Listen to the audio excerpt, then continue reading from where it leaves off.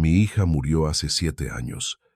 O al menos eso fue lo que el mundo entero me obligó a creer. Cada mes de enero, puntualmente, como un reloj suizo de la desgracia, le enviaba a su marido unos 25.000 euros. Un dineral que salía directamente de los beneficios de mi pequeña tienda de ultramarinos. Dinero ganado con la espalda doblada, las manos nudosas por la artrosis y demasiadas noches de insomnio frente a los libros de cuentas. Lo hacía por mi nieta María. Lo hacía por mi esposa Gloria, que se consumió de pura pena, convencida de que nuestra única hija se había ido para siempre. Lo hacía por la mujer que yo mismo creía haber enterrado bajo una lápida fría. Me llamo Carlos Gómez. Tengo 68 años. Y durante los últimos 7 inviernos, mi única misión ha sido mantener en pie los restos del naufragio que es mi familia. Eso implica que cada 2 sábados, sin falta, recojo a María para ir al Parque del Retiro. Nos sentamos cerca del estanque, o bajo la sombra protectora de un majestuoso castaño de Indias para cumplir nuestro rito. Un helado de vainilla para mí y uno de fresa para ella. Es nuestra pequeña burbuja de paz desde que Ana se fue. Ana era mi vida entera. Hace 7 años, la Guardia Civil llamó a mi puerta para decirme que su coche se había salido de la calzada en un tramo oscuro de la A6. Dijeron que el impacto fue brutal, que el vehículo se incendió casi al instante. El forense fue tajante. El cuerpo estaba demasiado irreconocible para un ataúd abierto. Nos entregaron una urna de latón con lo que supuestamente quedaba de ella tras el fuego.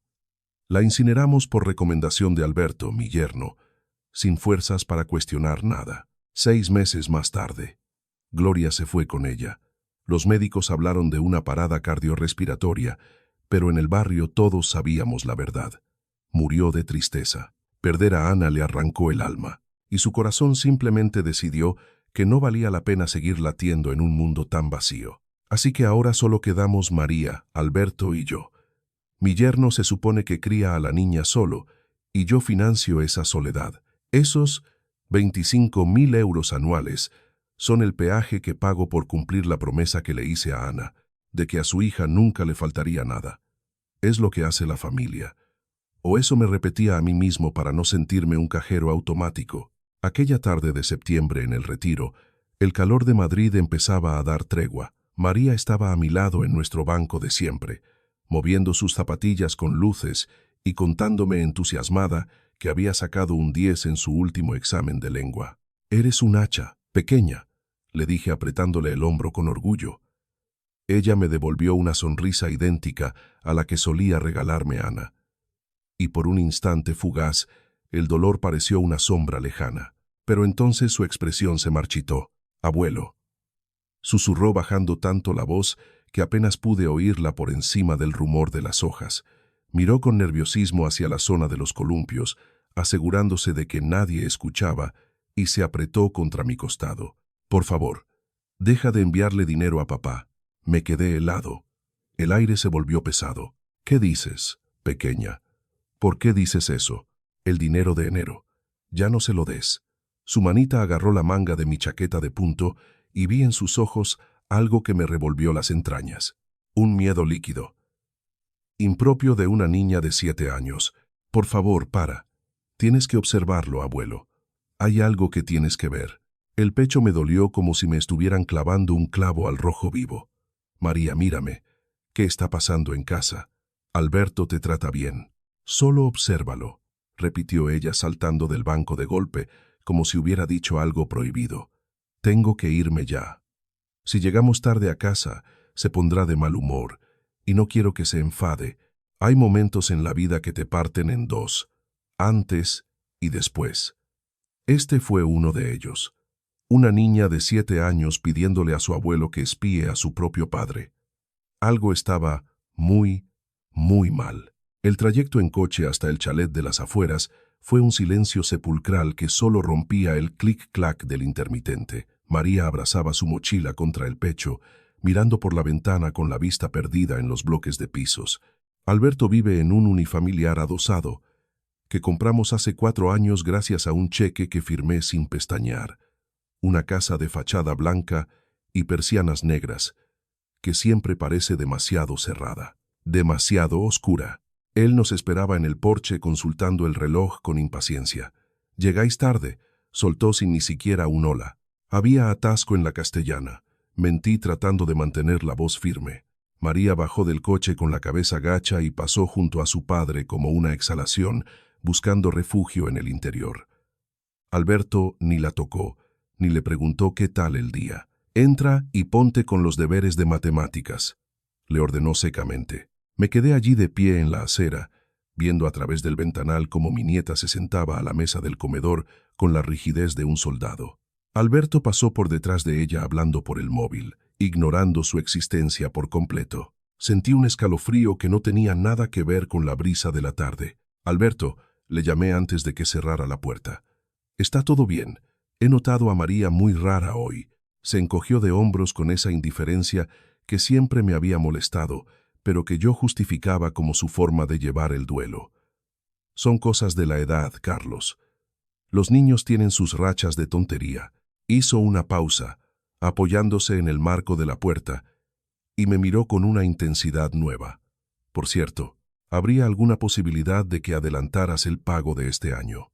Me han surgido unos gastos imprevistos con la reforma del tejado y unos pagos pendientes. Adelantarlo. Estamos en septiembre, Alberto. Faltan 4 meses para enero. ¿Qué tipo de gastos son esos tan urgentes? Ya sabes cómo es mantener una casa de este tamaño yo solo», respondió evitando mi mirada. «Pero olvídalo. Si no se puede, no se puede. Nos vemos el próximo sábado». La puerta se cerró con un golpe seco. Regresé a mi coche y me quedé allí sentado con el motor en marcha, apretando el volante hasta que mis nudillos se volvieron blancos. Mi mente era un hervidero. Obsérvalo. 40.000 euros al año. Aunque este año pretendía recortar a 25.000, él seguía esperando la cifra alta. En 7 años le había entregado una fortuna. Era demasiado dinero para un hombre que no podía dedicarle ni una mirada de cariño a su propia hija. Conducía de vuelta a mi casa en el centro, mientras el cielo de Madrid se teñía de un violeta violento. Mi hogar me recibió con ese silencio denso que se instaló el día que Gloria se fue. A veces en mitad de la noche estiro la mano hacia su lado de la cama, olvidando por un segundo que solo encontraré sábanas frías. Esa noche fue imposible pegar ojo. Repasé cada una de nuestras cenas incómodas, cada vez que Alberto pedía dinero, pero nunca me invitaba a pasar del salón. La noche en que el mundo se detuvo. Yo simplemente no pude creerlo. Fue el 15 de marzo de 2017. 2 agentes de la Guardia Civil, con sus uniformes impecables y esa rigidez que imponen los años de servicio, llamaron a mi puerta a las 3 de la mañana. Sus rostros mantenían esa neutralidad profesional casi gélida, que se ensaya para el momento exacto en que vas a destruir el universo de alguien. Recuerdo haber pensado que la calle en pleno centro de Madrid estaba demasiado tranquila, demasiado indiferente ante la catástrofe que estaba a punto de entrar en mi salón. «Ha habido un accidente en la carretera de Circunvalación», dijo el más veterano bajando la vista apenas un segundo. «El vehículo de su hija se salió de la calzada cerca del nudo de Manoteras». «Vehículo». Usó esa palabra aséptica, burocrática. «No dijo el coche de Ana, ni el Seat rojo que usted le ayudó a comprar», dijo vehículo, como si la distancia semántica pudiera amortiguar el golpe de lo que venía después. «Está en el hospital». «¿En La Paz?», pregunté manoteando a ciegas en busca de mi chaqueta. Gloria estaba detrás de mí, apretándome el brazo con tanta fuerza que sus uñas se clavaban en mi piel. El agente negó con la cabeza con una lentitud insoportable. «Lo siento, señor Gómez. Hubo un incendio estructural tras el impacto. Su yerno ya ha estado allí». La identificó mediante los registros dentales que él mismo facilitó. Fue en ese preciso instante cuando a Gloria se le doblaron las rodillas y el aire abandonó nuestra casa para no volver jamás. Los detalles llegaron a cuentagotas como ácido sobre una herida abierta. Ana volvía tarde de cenar en casa de Natalia, su mejor amiga desde la facultad. Dijeron que el coche perdió el control, chocó contra un pilar de hormigón y se convirtió en una pira funeraria en cuestión de segundos. Para cuando llegaron los bomberos, el metal era un amasijo negro, y el interior no guardaba nada que se pudiera reconocer. Murió en el acto, no sufrió ni se enteró. Son las mentiras piadosas que el sistema tiene preparadas para los que nos quedamos aquí, huérfanos de hijos. El funeral fue con el ataúd cerrado y sellado. Tenía que ser así, nos dijeron. Alberto permaneció a mi lado durante todo el servicio religioso en la almudena, sosteniendo a María en brazos. La pequeña apenas tenía 6 meses. Era un bulto de mantas blancas que no entendía por qué su abuelo lloraba con ese ruido sordo. Recuerdo haber pensado en lo cruel que era el destino. Ese bebé nunca tendría un solo recuerdo nítido del rostro de su madre, ni el eco de su risa, ni el olor de su perfume. Días después, nos entregaron una urna de latón, sencillo, fría y pesada. Estuvo en la repisa de nuestra chimenea una semana entera, antes de que Gloria fuera capaz de acercarse a menos de 1 metro. «Deberíamos llevarla al pantano de San Juan», dijo una mañana, con una voz hueca que parecía venir de otra habitación. «¿Te acuerdas de lo feliz que era allí?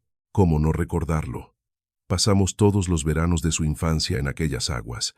Allí Ana aprendió a nadar sin manguitos. Allí pescó su primer pez con una caña que yo mismo le fabriqué. Y allí, bajo el viejo embarcadero de madera, dio su primer beso de adolescente». Gloria tenía razón. Aquel era su lugar en el mundo. Pero entonces Gloria también se rompió. 6 meses después de que enterramos a nuestra hija, el corazón de mi esposa simplemente se rindió. Los médicos hablaron de una miocardiopatía, una parada cardíaca súbita, pero yo conocía la autopsia real. Se murió de pena. Fui testigo de su erosión diaria. Se volvió más delgada, más silenciosa, más transparente, hasta que una mañana de otoño me desperté y su lado de la cama estaba en paz. La encontré en la cocina desplomada junto a la cafetera italiana, esa misma que Ana nos había regalado por Navidad 3 años atrás. Después de aquello, perdí la voluntad. No pude obligarme a ir al pantano.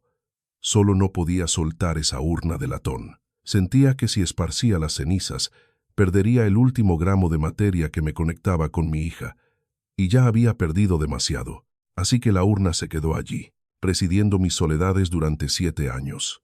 Hasta hoy. Mi tienda, Ultramarinos Gómez, fue lo único que me mantuvo con la cabeza fuera del agua. Es un negocio que lleva en mi familia desde 1989. Mi padre la fundó, y yo tomé el relevo cuando él decidió que ya había cortado suficiente bacalao y pesado suficientes legumbres. No es un local de lujo. Es una tienda de barrio en una esquina estratégica cerca de la calle Mayor, de esas donde el suelo cruje y el aire huele a embutido, queso curado y café recién molido. Es el tipo de sitio donde la gente todavía te llama por tu nombre, y aunque la mayoría usa tarjeta, los más viejos aún me pagan con monedas contadas y billetes doblados. Todos en el barrio conocían a Ana. Todos vinieron al funeral. Tras la muerte de Gloria, la tienda se convirtió en mi búnker. Abría a las 6 de la mañana. Reponía los estantes con una precisión obsesiva. Cobraba a los clientes fijos y no cerraba hasta las 8 de la tarde. La rutina era mi anestesia. Me impedía pensar demasiado en la casa vacía y en las fotos de las paredes que ya no se moverían. Y sobre todo cumplí mi promesa. Poco antes del accidente, en una de nuestras últimas cenas, Ana me hizo jurar medio en broma que si alguna vez le pasaba algo, yo me encargaría de que a María no le faltara de nada. Y lo hice con creces.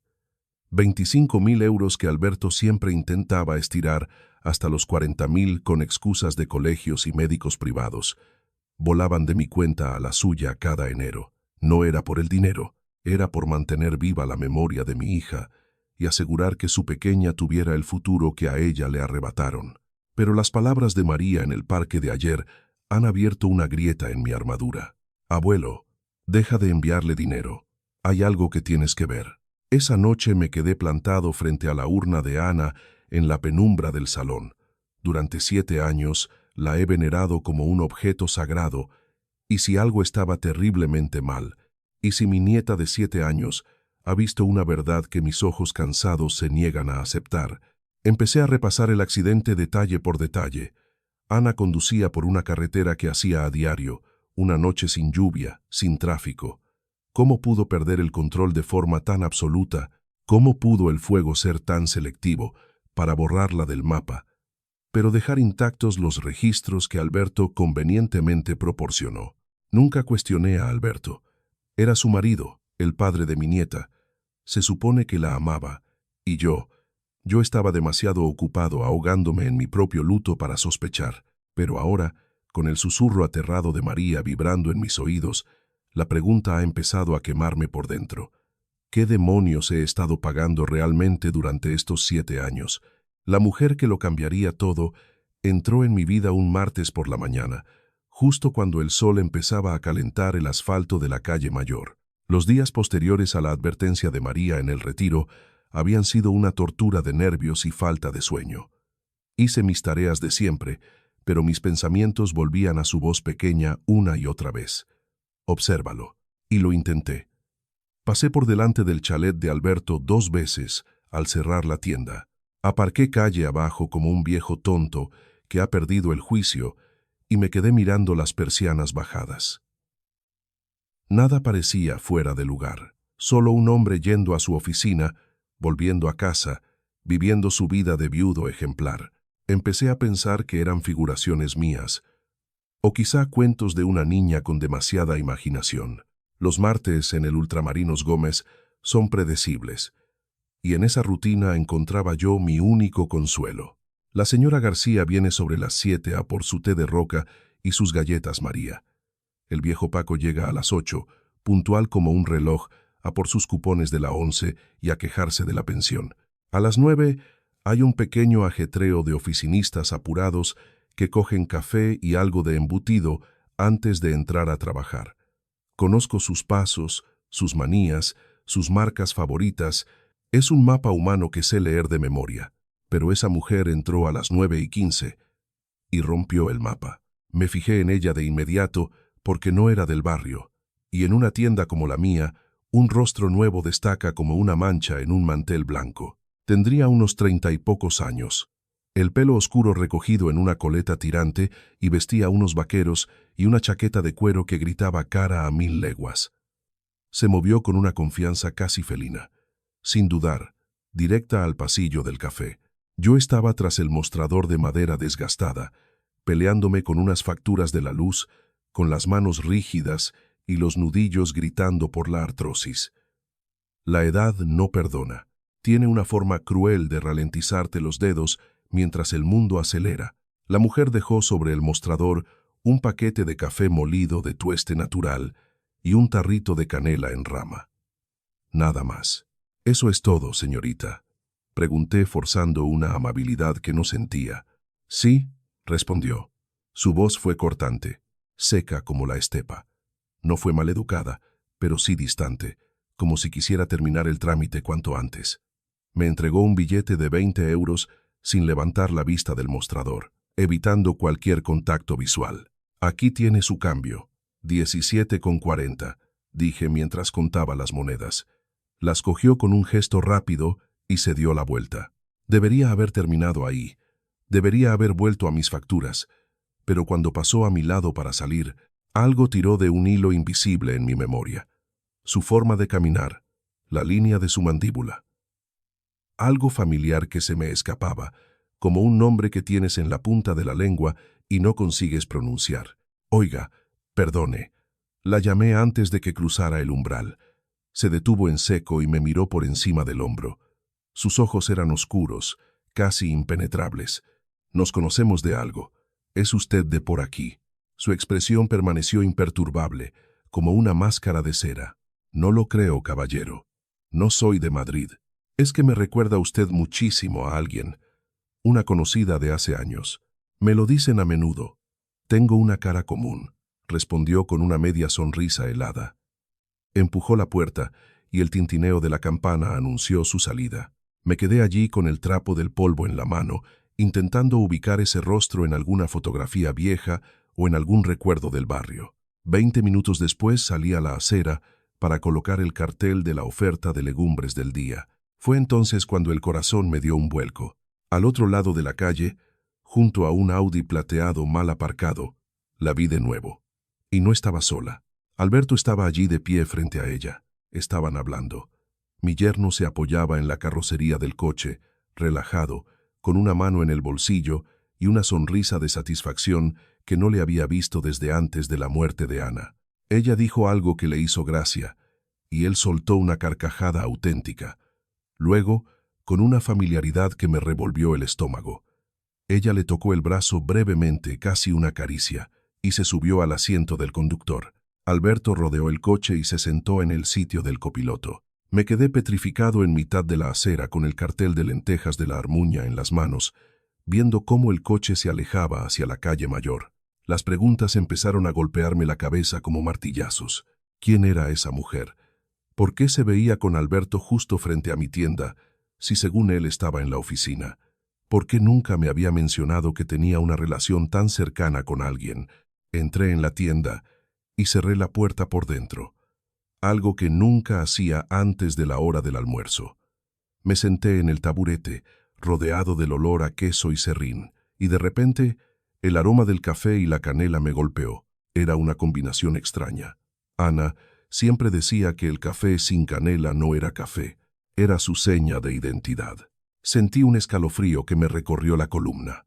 La voz de María resonó de nuevo en el silencio del local. Obsérvalo. Había observado, y lo que había visto no tenía sentido.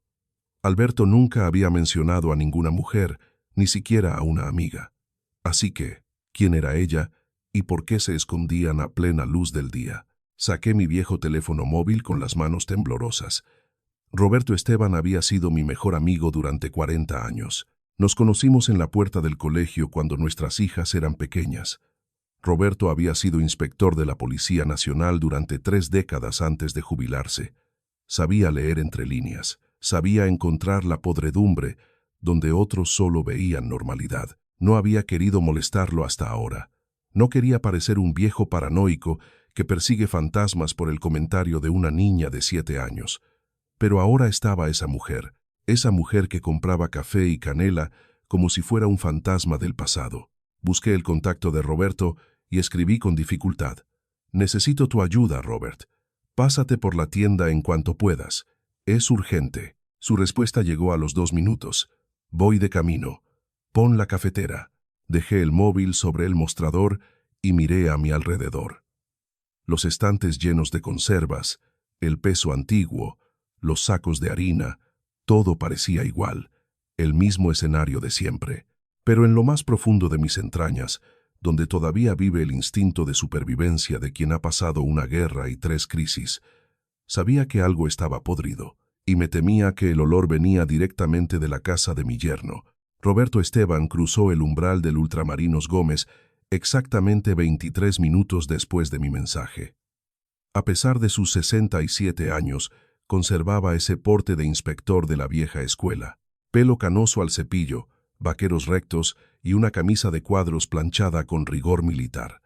Se movía con una economía de movimientos envidiable, la de un hombre que se ha pasado 3 décadas pateando las calles de Madrid y lidiando con lo peor de cada casa. Tienes una cara de espanto que no puedes con ella. Carlos, soltó a modo de saludo, sin rodeos. Gracias, Robert. Tú siempre tan sutil, respondí con una sonrisa amarga. Echó un vistazo al local, que a esa hora solía estar en pleno bullicio. Has cerrado antes de tiempo. He echado el cierre y girado el cartel. Necesitamos hablar sin que la señora García me interrumpa para preguntarme por el precio del azafrán. Roberto se sentó en uno de los taburetes altos junto al mostrador, donde suelo tomarme el café de media mañana. ¿Qué está pasando? No sabía muy bien por dónde romper el hielo, así que empecé por el principio. Por María. Le relaté con todo detalle nuestra tarde en el retiro, el susurro bajo el castaño, el temblor de sus manos y ese miedo líquido en sus ojos cuando me pidió que dejara de alimentar la cuenta bancaria de su padre. Obsérvalo. Roberto no me interrumpió ni una sola vez. Simplemente sacó su inseparable libreta de bolsillo y empezó a garabatear con un bolígrafo gastado. Tenía esa mirada de modo trabajo que solía poner cuando estaba al frente de una investigación en la comisaría de centro. Luego pasé a lo ocurrido esa misma mañana. La mujer de la chaqueta de cuero, el aroma a café y canela que parecía una bofetada del pasado, y ese encuentro furtivo con Alberto a la vuelta de la esquina. ¿Llegaste a ver la matrícula del coche?, preguntó Roberto sin levantar la vista del papel. No, Me quedé de piedra. No me lo esperaba. Modelo del vehículo. Un Audi o un Seat plateado, de esos modernos con las lunas traseras tintadas. No me fijé más, Robert. Me fallaron las piernas. Hizo otra anotación rápida. Hablemos de la mujer. Estatura, peso, algún rasgo que destaque, cicatrices, tatuajes, forma de caminar. 1,70 más o menos, muy delgada, fibrosa, pelo oscuro en una coleta tirante, unos 30 y pocos años, y esa chaqueta de cuero marrón con cremalleras doradas, parecía ropa cara, de esa que no se compra en el rastro. Y dijiste que te recordaba a alguien. Piénsalo bien, Carlos. Los recuerdos no son caprichos, son archivos mal guardados. Es solo una sensación, una sombra en la cabeza. No consigo ponerle nombre. Roberto golpeó rítmicamente el bolígrafo contra la madera del mostrador. Así que Alberto nunca te ha hablado de ninguna pareja ni de ninguna amiga especial que use chaquetas de marca, pero te ha estado pidiendo 25.000 euros anuales y hasta 40.000 cuando podía, durante 7 años. Es para María. Salté a la defensiva casi por instinto. El dinero es para que a la niña no le falte de nada. Para su colegio, su futuro. Claro, Carlos, para la niña. El tono de Roberto era neutral, pero sus ojos decían otra cosa. Dime una cosa. ¿Cuándo fue la última vez que Alberto te enseñó un desglose de gastos, un recibo del colegio privado, una factura de actividades extraescolares? Abrí la boca para replicar. Y me quedé mudo. La realidad me golpeó con la fuerza de un tren de cercanías. No tenía respuestas. Alberto nunca me había dado explicaciones. Aceptaba las transferencias cada enero con un gracias suegro. Ana estaría orgullosa. Y yo, cegado por el luto y la culpa de seguir vivo, nunca me atreví a preguntar. «Está criando a una hija solo», insistí, aunque mi voz sonaba débil incluso para mí. He querido confiar en él por el bien de la familia. Roberto cerró la libreta de un golpe seco. Carlos, que una niña de 7 años le diga a su abuelo que deje de dar dinero a su padre y que lo espíe, es una señal de socorro. Algo huele a podrido en ese adosado, y no son las cañerías. ¿Cuántos de nosotros hemos ignorado señales parecidas? ¿Cuántas veces hemos preferido no mirar porque la verdad nos da más miedo que la mentira? Si estás viendo este video y algo en tu familia no cuadra, no cometas mi error. No esperes 7 años. Me dejé caer sobre el mostrador, ocultando el rostro entre las manos. Sé lo que quieres que haga, continuó Roberto suavizando un poco el tono. Quieres que desempolve mis viejos juguetes. ¿Eres consciente de lo que eso significa? Si nos pilla, no habrá vuelta atrás. Necesito saber si mi nieta corre peligro, si Alberto se ha metido en algún lío, o si se está gastando el sudor de mi frente en vete a saber qué. Roberto se echó hacia atrás y suspiró. Empezaremos por lo básico. Todavía conservo algo de equipo de vigilancia de mis tiempos en el cuerpo. Cámaras térmicas de larga distancia y micros direccionales. Mañana mismo montaremos guardia cerca de su casa. Vigilaremos quién entra, quién sale, y sobre todo si esa mujer de la canela vuelve a aparecer. Rastrearemos su rutina hasta que sepamos cuántas veces respira al minuto. Y si no encontramos nada, significará que María solo está pasando por una fase difícil y tú podrás volver a dormir tranquilo. Pero Roberto me miró por encima de sus gafas de lectura con una gravedad que me heló la sangre. Llevo muchos años oliendo la mentira, Carlos, y mi instinto me dice que mañana no nos vamos a aburrir. ¿A qué hora empezamos? A las 6 de la mañana paso a buscarte con el coche. Ponte ropa oscura y trae café en un termo. El de verdad, no el de sobre. Roberto se dirigió a la puerta y antes de salir se detuvo con la mano en el pomo.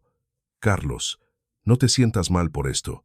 Proteger a un niño es la única ley que importa. Incluso si tienes que saltarte las normas de cortesía con tu yerno, especialmente si es con él. Salió y el tintineo de la campana vibró en el aire estancado de la tienda. Me quedé solo, rodeado de sacos de garbanzos y latas de conserva, sintiendo que acababa de cruzar una línea de no retorno. Mañana empezaría a cazar la verdad, y algo me decía que no me iba a gustar lo que iba a encontrar al otro lado del visor. Esa noche, antes de intentar un descanso que sabía imposible, extendí 7 años de extractos bancarios sobre la mesa de la cocina. Bajo la luz amarillenta de la lámpara, el número 280.000 no dejaba de golpear mis sienes como un mazo. No era por el dinero en sí. El ultramarino siempre había dado para vivir bien, y Gloria y yo, como buenos hijos de la posguerra, habíamos sido hormigas ahorradoras, sino por la magnitud de la traición. Representaba 7 años de promesas sagradas, 7 años de sudores y madrugones para honrar la memoria de una hija cuidando de su familia. ¿Y si su familia no necesitaba ser cuidada? ¿Y si se habían estado alimentando de mi dolor como parásitos? Me quedé en el salón con la vista clavada en la urna de latón que presidía la chimenea. Café y canela. 2 artículos mundanos que habían encendido una chispa de sospecha. Me pasé toda la tarde intentando descifrar por qué esa combinación me revolvía tanto el estómago. Y allí, en la penumbra, mientras el reloj de pared marcaba las horas con una indiferencia cruel, finalmente lo comprendí. Mis ojos saltaron de la urna a la foto enmarcada de al lado. Ana, Gloria y yo en el pantano de San Juan. Estábamos empapados, riendo frente a una paella, con el sol de agosto quemándonos las caras. «Lo siento, Gloria», le susurré a la imagen de mi esposa. Había evitado tocar esa urna durante 7 años. Me decía a mí mismo que era por respeto, porque no podía dejarla ir.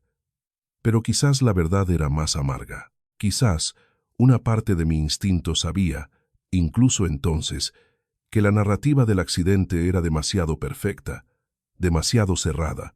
Alargué la mano y cogí la urna. Pesaba más de lo que recordaba. La tapa estaba sellada con una simple rosca manual, sin sellos de cera ni grabados oficiales. Durante un largo minuto solo la sostuve contra mi pecho, sintiendo el metal frío. Recordé a Gloria sollozando en este mismo rincón. Recordé el funeral en la Almudena, el ataúd sellado que nunca pudimos ver, y el rostro de Alberto, que siempre me pareció de una neutralidad sospechosa, como si estuviera interpretando un papel ensayado. Llevé la urna a la mesa de la cocina, colocándola bajo la luz directa de los fluorescentes. Mis manos temblaban tanto que las llaves de la tienda tintinearon en mi bolsillo.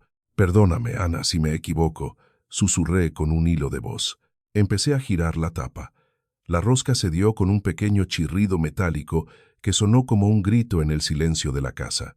Esperaba encontrar cenizas grises, restos óseos, el residuo final de una vida cegada a los 30 años.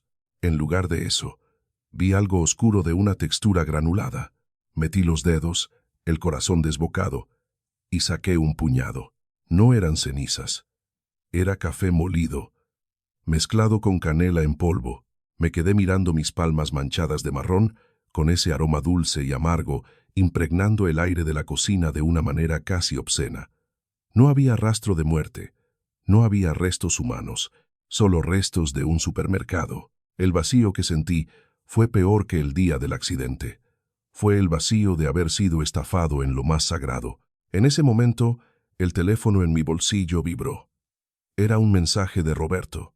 «Carlos, he estado revisando las grabaciones de las cámaras que instalamos esta tarde. Tienes que ver esto ahora mismo. Ven a mi casa ya».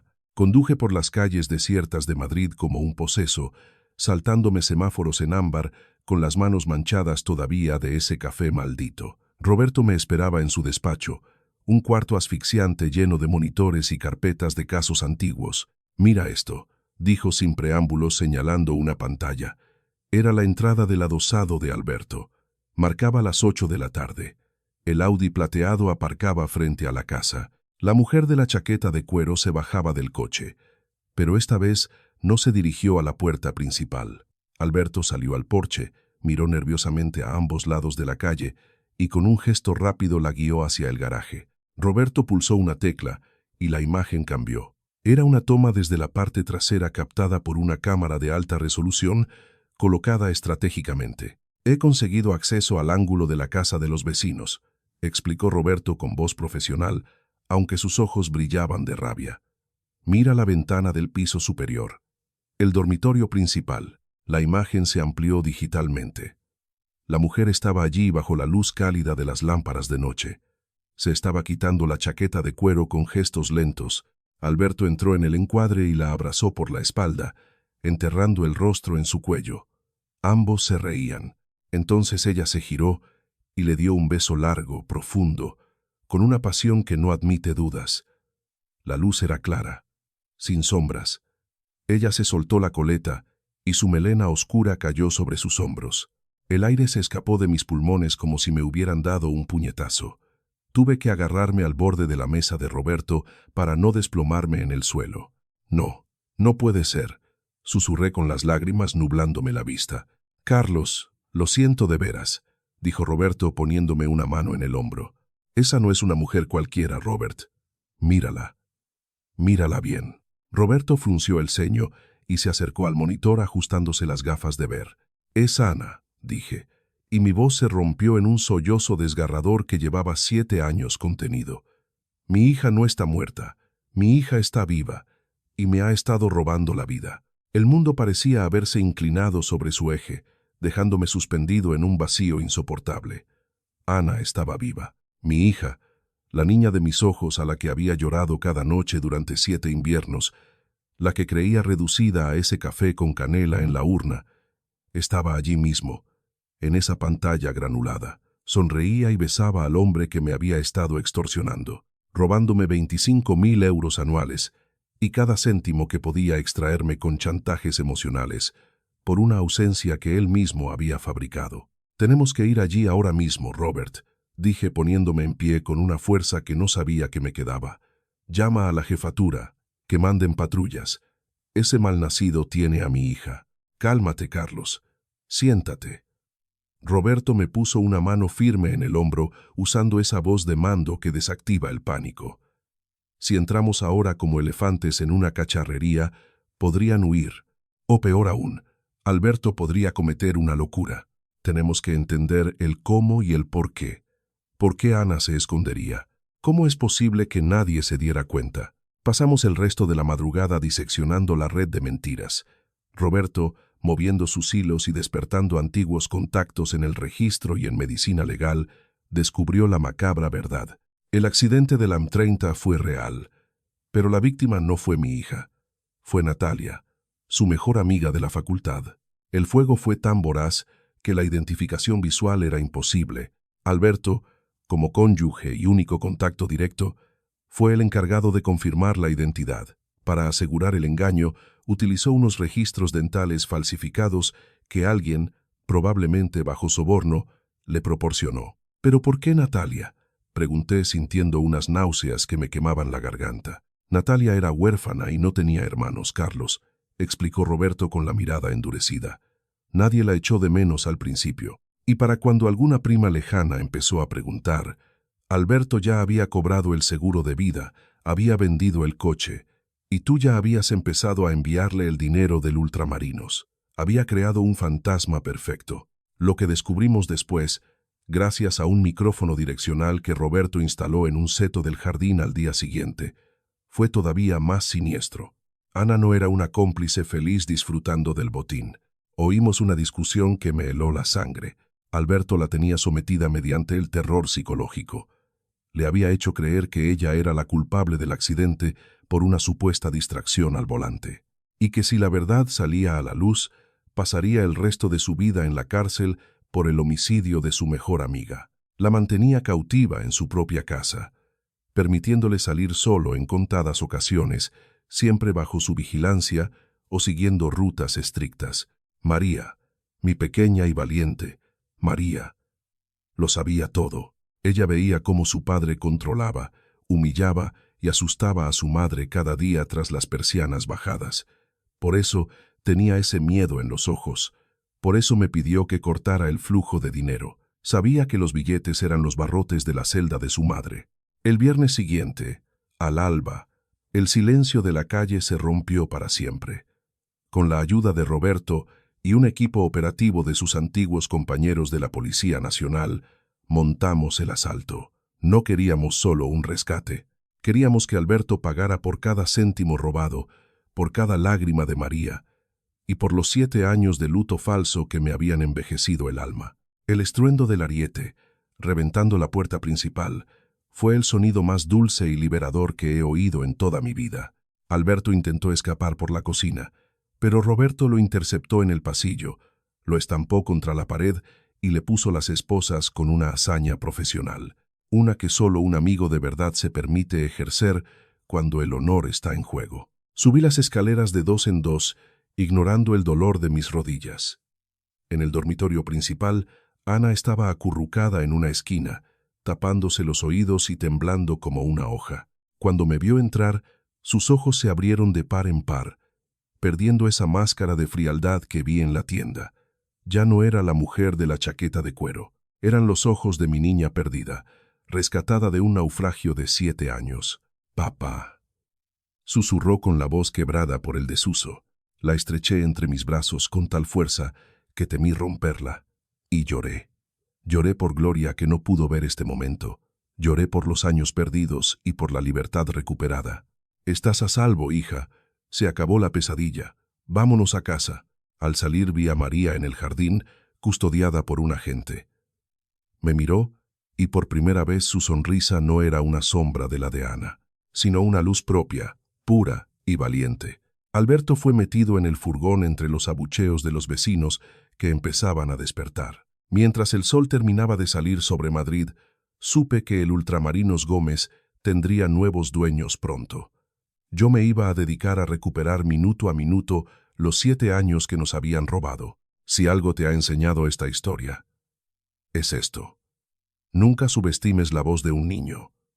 María tenía 7 años y vio lo que yo no quise ver durante una década. A veces los más pequeños son los más valientes, porque todavía no han aprendido a mentirse a sí mismos. Y si hay alguien en tu vida que te pide dinero constantemente, pero nunca te deja entrar de verdad, pregúntate qué está escondiendo. Los depredadores no llevan etiquetas. A veces comparten tu apellido. Gracias por escuchar mi historia hasta el final. Si resonó contigo, dale like y escribe en los comentarios qué fue lo que más te tocó. No olvides decir de dónde eres. Suscríbete al canal. Vienen muchas más historias. Y recuerda, a veces, la verdad huele a café y canela.